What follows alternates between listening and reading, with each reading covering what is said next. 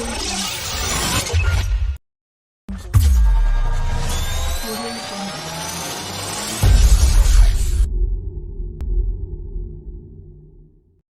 friends. Welcome to the Tech Talk session from Quadrant Knowledge Solutions, where we invite tech professionals and CIOs and digital leaders to discuss on emerging trends, as well as what kind of technology impact we will have in our business world in the years to come. So, in today's session, we have our eminent speaker, Mr. Atul Govil, who is the Chief Transformation Officer and Head SAP and IT Corporate at India Glycols. Welcome, Mr. Govil. Welcome to the show. Thank you, Shekhar. Yeah, thank you so much for having me today. Yeah.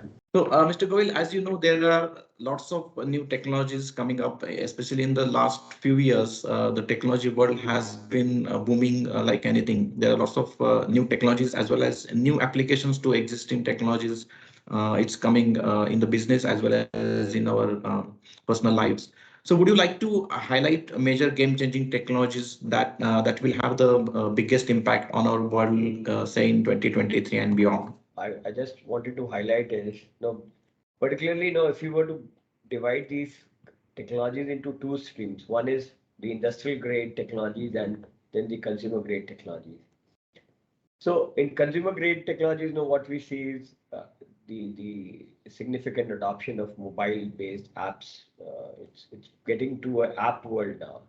So that's there. And then, of course, I'll speak more around the industrial and the organization led technologies and technologies which have a bearing on the organizations, so to say, particularly in manufacturing, if I were to talk about.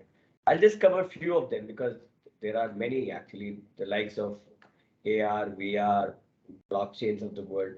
But I think I'll focus one on the remote monitoring aspect, which has seen prominence, particularly on account of COVID. No, there has been serious implementations because there has been a need to monitor operations, and the whole thing around remote monitoring is led by one, video analytics, and then of course using IoT for remote monitoring.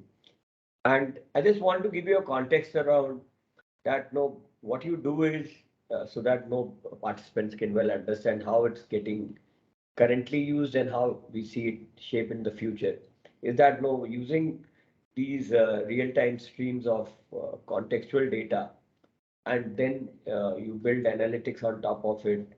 So what happens is that all these connected devices system, which are not just in your production system, but also across your warehouses, your inventory management systems, material handling equipment, your fleets, these connected devices actually make your operations far more transparent, far more resilient, far safer. And of course, what you as a business outcome, what you get is you get improved yields, you get higher throughputs, you get optimized energy spends, and finally, if you were to look at it from an employee standpoint or from an organization standpoint, you also end up ensuring workplace safety because the operations become far safer. There is lowered waste generation, which also then dials into your environmental emissions related aspects. It fits in that frame also. And last but not the least, in this VUCA world, which is we see a lot of volatility and complexities, uncertainty. What we also are seeing is that there is an extreme need for a more resilient supply chain. That what visibility do you have about your inward items, processes, about your own operations, and then the outward, what visibility you have and what course corrections you can do, and all that you can only do once you have a visibility of what's the current state. Then only you can make corrections and updates on a real-time basis. And then, of course, on top of IoT, using technologies like artificial intelligence, AI, is actually making the data more predictive, and it's actually empowering and enabling the workforce to a significant extent. Because earlier, the situation was, if you were to deploy technology, then whether it will lead to a redundant workforce, it's not the case. It's actually it's helping the workforce focus on more interesting work rather than spending their time on mundane working what they have been doing till so far.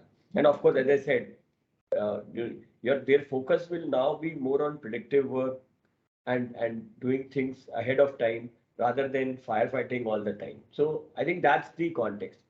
And then another topic, I just want to highlight on technology is the use of blockchain.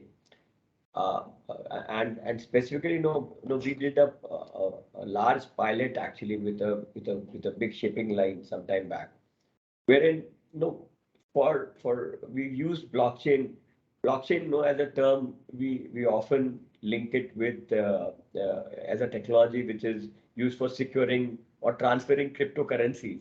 So it's so to say, no, we think about bitcoins, ethereums of the world, but that's one limited application of the whole technology.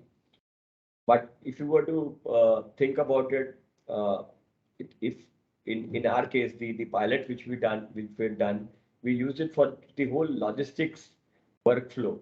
So in any, suppose if you're exporting or importing, so you would have at least 7 to 8 intermediaries, which are there. It could be the banks, the transporter, trucker, the shipping lines, the handlers, and custom agents, banks. So multiple intermediaries are come into the play, the whole process. And then if you continue to send out information through emails or through other channels, then there is so much of duplicity of effort which goes into the whole thing. And because of this duplicity and also the possibilities of errors of entries, you end up in delays in shipment and adding the cost. The cost also gets added. So using technology like blockchain, you can have a holistic view of the shipment and also ensure document flow in a far seamless and a far efficient manner without the need of re-entering the whole consignment life cycle over and over again in different systems. So I think broadly these two, and of course, as I talked about video analytics, that's gaining a lot of stream, particularly in manufacturing, track and trace. Like we also have a pharma division to track and trace because of regulations is another area. Of course, all of this built with under the ambit of cybersecurity, because unless that's there, everything falls apart. I think broadly, these are the few topics I want to bring out on the shop floor. Of course, if you talk about in the office environment, like head offices or other back offices, technologies like robotic process automation, they have seen enough and more adoption in the last few years, and it's increasing each month, each year. We are seeing more pronounced use cases of RPAs and utilizations of robotic process automation to automate invoice processing, bank reconciliations. So that's happening. Last but not the least, considering the COVID and the need for remote working, the collaboration tools, which are far more intuitive and effective, like the one which we are doing. We are doing a virtual panel discussion right now. But this is not limiting only to these. Many of the project reviews, progress reviews, interactions, no, all that is happening remotely. And it's not just about a video call. You also have the relevant document repository available so that people can just take it and have that discussion and do a real-time collaboration on the documentation or any such slides or presentations which have to be created. They can do it in a far more collaborative fashion than was being done earlier. So I think broadly, Shikhar, that's a few pointers which I wanted to call out.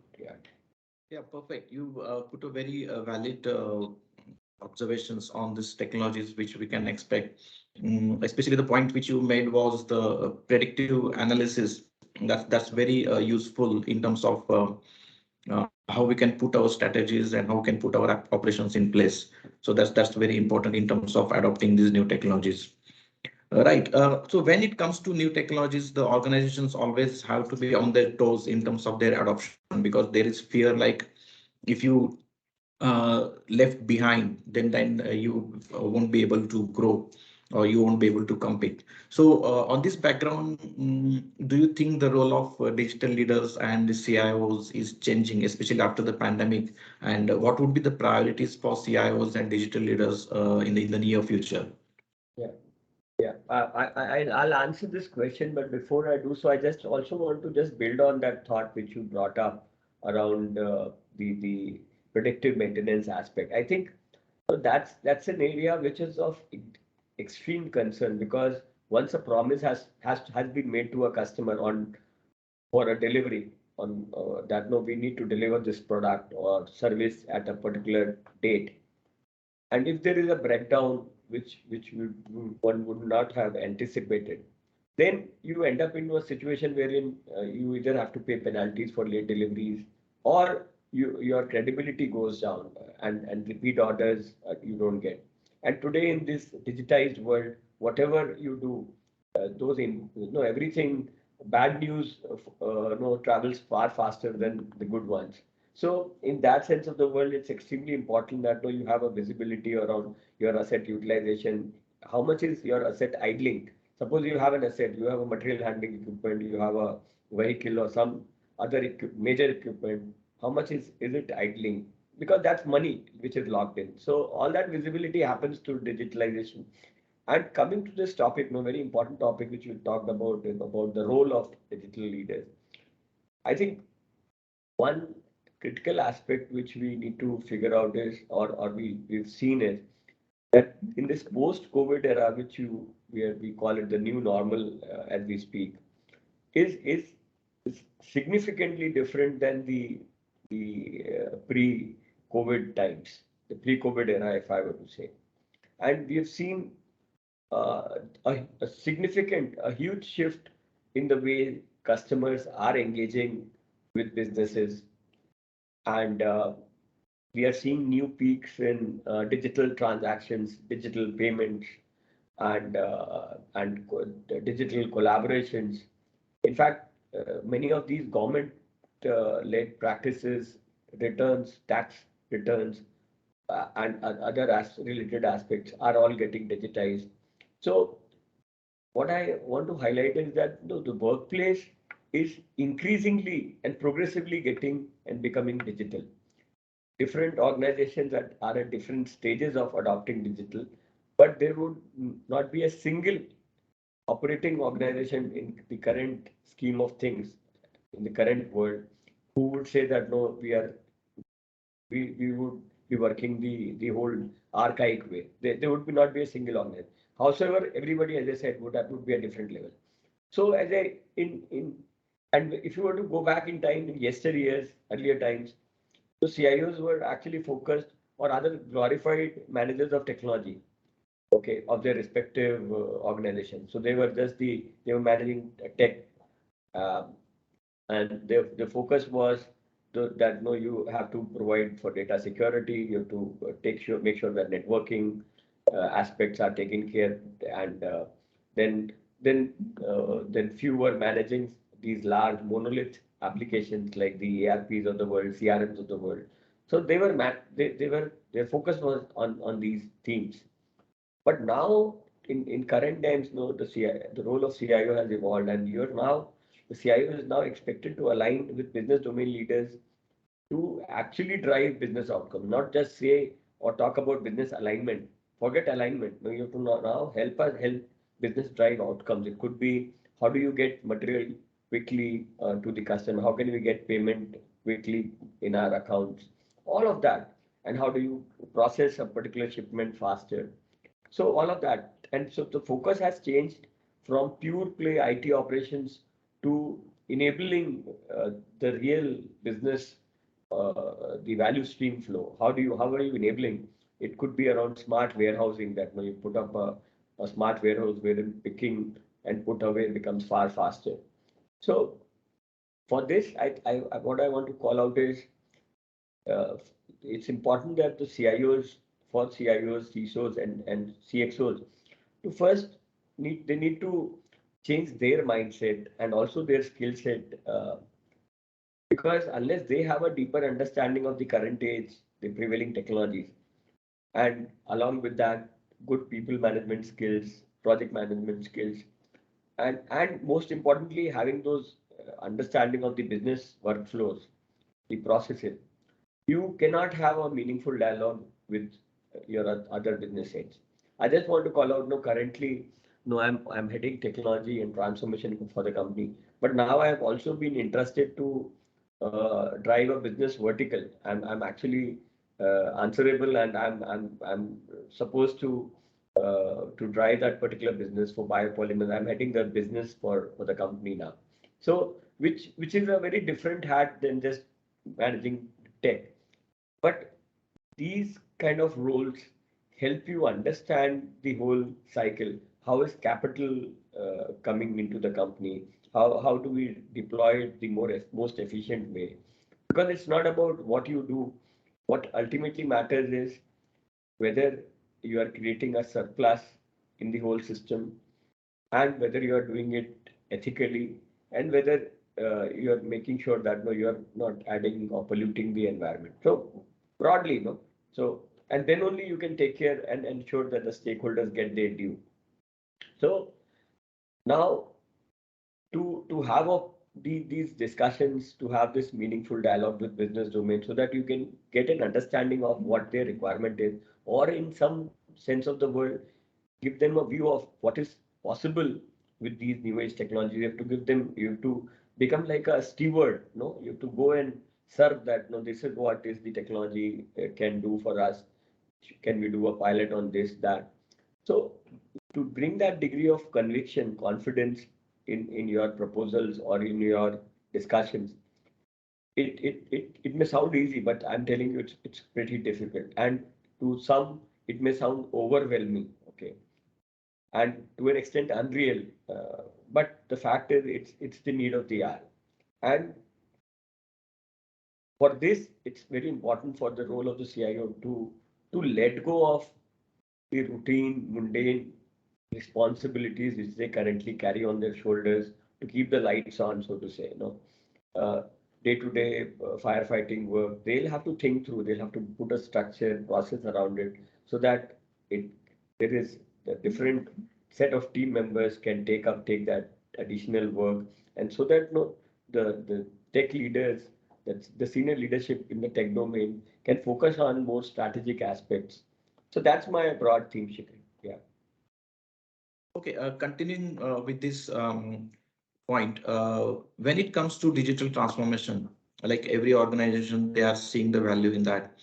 But there is also a lot of pressure in terms of managing the investments and finances which are going towards the digital transformation. So as a digital leader or as a CIO, how can he or she contribute in this digital transformation strategy in terms of getting the maximum benefits out of this technology, as well as put the growth factor in consideration. So managing the investments also going in that to get the maximum output from this digital transformation strategy. So I'm sure there are organizations which already have the strategies in place towards digital transformation. But as a CIO or as a digital leader, how they can contribute more to get the maximum output from digital transformation and to shape the digital transformation strategy, and whether the how critical is the change management in this process? I think this term CIO, okay, people may have different names. And prior to COVID, there was a slightly negative context to it. People were saying once, now that we have generally digitized, CIO would mean career is over. Career is over. But now I think in current parlance, in the current state of things, I would say CIO is, okay, of course, the Chief Information Officer, but is actually a catalyst in office. CIO, catalyst in office. So a CIO needs to act as a catalyst. When I say catalyst, it is a catalyst for change, because change is is never easy. Everybody, every domain, every organization, and as a culture, it takes a while for people to adapt to new things. Unless uh, they are forced to. Like in pandemic, we were confined to our homes. We had no other way but to enable remote working. So it was thrust on us. Nobody can say that no, we adopted it because we wanted to do it. Nobody wanted to do it initially. So everybody thought that no, this would be for a day or two. The lockdown would be there, and then things will resume normalcy. But it never happened, and it continued. And then started people started looking at, and organizations started looking at ways to enable remote operations, remote work. Another aspect here is buying technology, buying in the sense procuring new technologies or doing pilots or carrying out proof of concepts, particularly for cash-rich companies, is relatively easy. Okay, you can put money on the table. Okay, I need this. I have money. Let's try this out. Right? Let's do this. Let's do that. And there are enough and more startups, enough and more partners who are willing to maybe co-invest with organizations so that they can kind of create a proof of concept which they can then pitch to other prospects. So having said that, buying is easy, okay. Sometimes going live also with a new project, tech project is easy. But it is the adoption and deriving business benefits out of that project which is the most difficult part, and which is what most tech leaders miss out on, because they think that when you've bought it, you've somehow been able to implement it with whatever means and ways, and maybe within budgets or outside of it. But finally, once you go live, that's the end. I think it's like a child. No, once the child is born, it's the how you upbring the child and take it to a level wherein the child becomes self-sufficient and so to say productive and relevant to the whole environment. I think that's the whole idea. And so, as I said, deriving business benefit is the key focus. And And as I said, catalysts in office, CIOs are now expected to be the change leaders, okay? Because every other domain person, if you go to the marketing personnel, they are focused on their work. HR person, they are doing their own work. Procurement. But how do you basically become a conduit and a facilitator of change so that you can then not just talk about change, but you can also design and articulate that no, these prioritized initiatives are making most business sense for us, and then proactively drive these changes forward.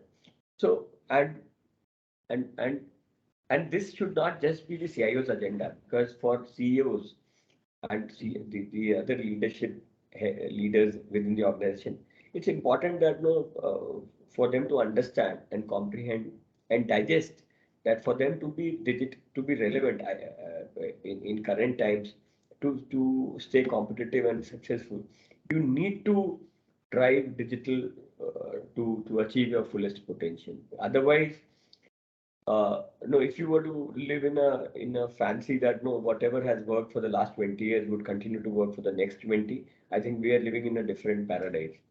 And that's a very and maybe in next couple of years you would find some startup actually it's taking away your market share, and then you end up having a Kodak moment, so to say, wherein you were caught unaware with the digital scheme of things.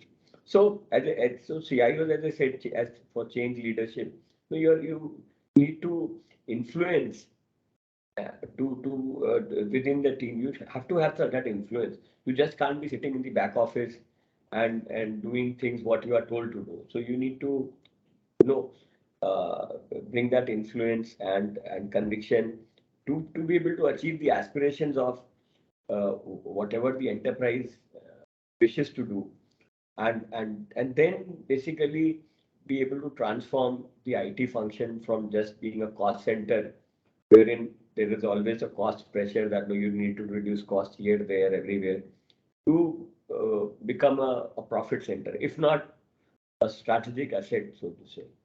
So, and as I said, tomorrow's world will be extremely different from what we see today. You know, we are talking about autonomous cars in different continents. They are being tried, tested. Some are already on the road.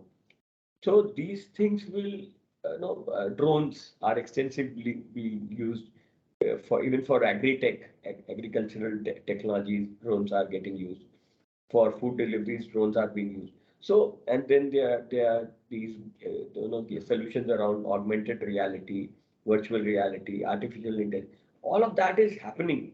So you for it's extremely important for CIOs to come out of their cabins, their back office, and build stronger relationship with the other C-suite members, the CXOs, and then be able to collaborate with them and design these collaborative projects to then contextually integrate digital in the business workflows. I think that's a brief, Shekhar, I wanted to call out. Yeah, I agree with your point. The main thing which you put forward is to be competitive, you need to be relevant, and that's where CIOs can contribute their Yeah. expertise in it. That's perfectly said. So moving on, as you know, this today's diverse workforce that seeks a highly customized and then intuitive workplace experience, whether it's remote working or it's hybrid or it's office working.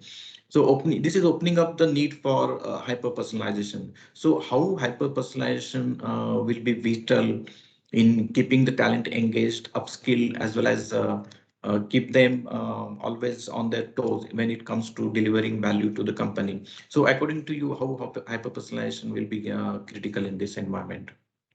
I think that's a very interesting perspective. Hyper personalization, no, I think it all dies down, and if you were to relate that, no, we are all humans, okay, and and as humans, we all are unique individuals, and likewise, uh, if you were to talk to any organization, be it pharma, be it any chemicals, petrochemicals, if you were to talk to any leadership team members in any such organization, two organizations who are dealing in similar products, if you ask them, they would come out with a view that no, we do things differently. Okay, they all like to highlight that no, they do things differently. The degree of difference and the areas in which they act and work differently may be will be different, of course. But then uh, we take pride in saying that no, we are different. Okay, and as humans, know, as I said, we are all unique. We all have our genes, and we have our unique traits, our unique tastes, and unique preferences. And if you were to take it to a productivity context, we also are good at different things. Suppose if I'm good at X, suppose I'm good at coding, then there could be somebody who would be very good at troubleshooting. There could be someone who's do it good in testing. Okay, and there could be someone who does very good graphic designing, so to say, or the man-machine interface uh, development. How so these are unique traits, unique. So likewise, what I also want to highlight here is that currently in these times, especially with the new generation, they have limited attention span, and they want something interesting and something which is for them, they want to see. No, the growth of these different mobile applications which bring contextual content to them. Even the likes of these e-commerce platforms, they you can even design your own shoe, so to say. You can design your own laptop, okay, which is like bringing a lot of traction. And this is as a topic, no, hyper personalization is gaining considerable significance, and it's being talked about. So at one end, you have employers who are struggling to achieve good productivity from these new age team members who are seeking hyper personalization in their workplace and in their working. And on the other hand, because of which they are having difficulty in retaining and even recruiting the good talent. So, but before I dig further deep into this, I think for in the interest of everybody, especially some participants who would, for few of them, it may be a relatively new topic. Now, if you were to demystify this term, what exactly is hyper personalization? Is like, you create a very personalized experience for an individual, and this individual could be a customer, be an employee, or any other business partner. So you create a very personalized experience. And how do you do that? You basically, once you know their individual's needs or their known preferences, historically, that this person has a liking for this or would like this. So uh, so, so it's like, as I said, you get recommendations on e-commerce that, since you have bought this, uh, we suggest that, things which are suggested for you are these, could be a dress, or it could be a household equipment or an asset. So you get customized content and recommendations to offer. And this is not just for enhancing sales, it also helps you, the consumer or the customer, decide much faster. So it takes less time for them to take a call that, whether they need to guide. Otherwise, if you were to look at, say, 1 lakh product offerings and then make a choice, then you one gets lost, and the interest also gets lost. So if you get a hyper personalized recommendation that, this or around offering, you're far it the easier it will be far easier for you to narrow down and take that call. So, but now it comes back to, how does it add value to the enterprise? Because ultimately this is fine. As a theory, it's good, but how does it add value to the enterprise? So I think broadly two, three aspects, which I want to just call out is, one is that, with such offerings, it could be, suppose, if there is a communication which is sent out in the office regarding some rewards or something. So if you get something with your name on top, or on the portal, if you get something, some wishes, or some appreciations with your name, so you feel more valued, and you appreciate it. Okay, so your sense of that commitment goes up, and that sense of contribution also goes up, and which in turn leads to, for you, one, to be more productive, more creative. So, and because the employees, or the individuals would feel that, their needs and their requirements are getting fulfilled. So that's the broad context. And then, doing so, no, you also are able to, once you do it for your employees, then likewise you start looking at more agile and more responsive content, and reach out to the market also. So then ultimately you reach out to the consumer in a more focused manner. So all of that, culturally also, you start building those themes, which then make a more vibrant and a more lively work environment. Yeah. So I will come to the last question. Would like to know more about this digital transformation journey in your organization. Like what kind of challenges you faced, and what kind of outcome you are expecting out of that, and do you feel there was a extreme need for upgrading the talent which is required for this digital transformation journey? So overall, how was the experience in this digital transformation journey in terms of strategizing as well as the execution? At the onset, I want to call out that one, that digital transformation is more of a journey. Okay, it's no organization, at least no, I would rather say that the most organizations in India and and and and, and this part of the world can say that no, we have fully digitalized, so to say. Yes, we each one would have digitized certain processes, and maybe your reporting has become digitized, and maybe some processes, uh, document management systems, signing, e-signings, and all. But then, whether each and every aspect has got digitalized and we've got digitally transformed, that's it's still in the making. However, I just want to call out that today in this world, it is key to our business and any business's survival that no, we need to have initiatives.